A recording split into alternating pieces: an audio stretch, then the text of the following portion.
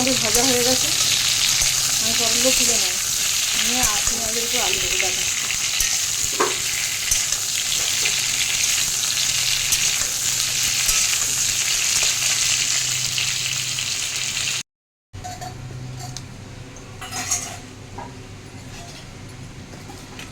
একটু পেঁয়াজ দিয়ে চাপাবো।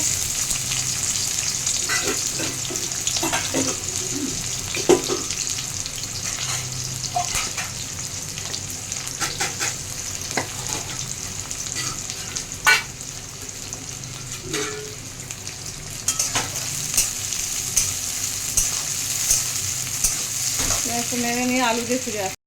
পেঁয়াজ দিয়ে ভাজলে কাঁচা লঙ্কা দেবো, বেশি শুকনো লঙ্কা খাবো না গরমে। কাঁচা লঙ্কা দিয়ে শীতের ঝোল, পাতলা ঝোল।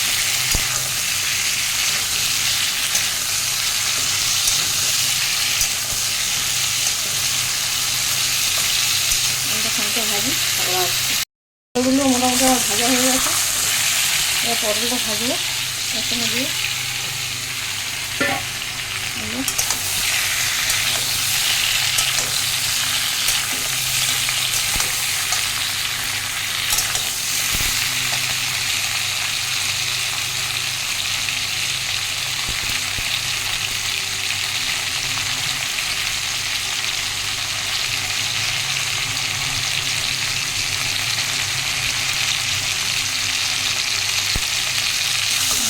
যারা আছে ওই জন্য আমি মশলা দিলাম।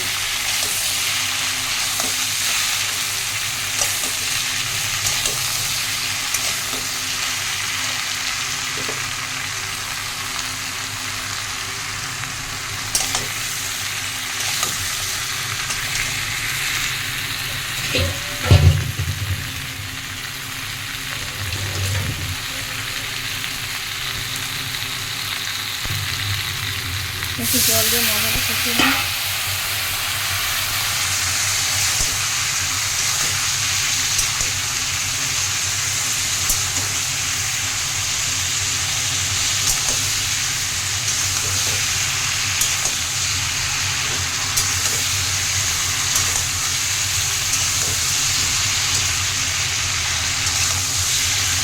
জল দিয়ে ফিরে আসছি।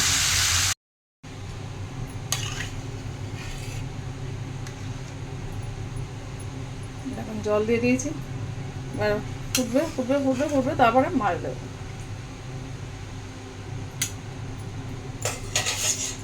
এখন রান্না করতে চলে যাচ্ছি, প্রচণ্ড গরম হয়ে এসছে। এবার এখন আমি মাছগুলো দেবো।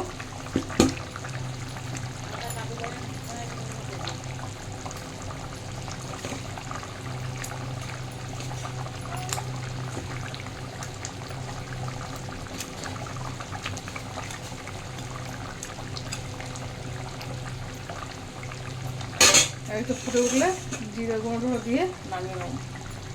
ফুটুকু ফিরে আসি। বন্ধুরা, এই যে ধনে জিরে গুঁড়ো দিলাম, আর কিছু না। আর হলুদ লঙ্কা দেখেছেন তো, কাঁচা লঙ্কাই দিয়েছি। ব্যাস, একবার এরকম করে খেয়ে দেখবেন। এটা করার উপরেই থাকবে, আমি নামাবো না, পরে নামাবো। আপনারা এই রেসিপিটা পছন্দ হলে লাইক করবেন, শেয়ার করবেন। অনেক অনেক ভালো থাকবেন, গরমে প্রোটেকশান নেবেন। ছাতা নিয়ে যা।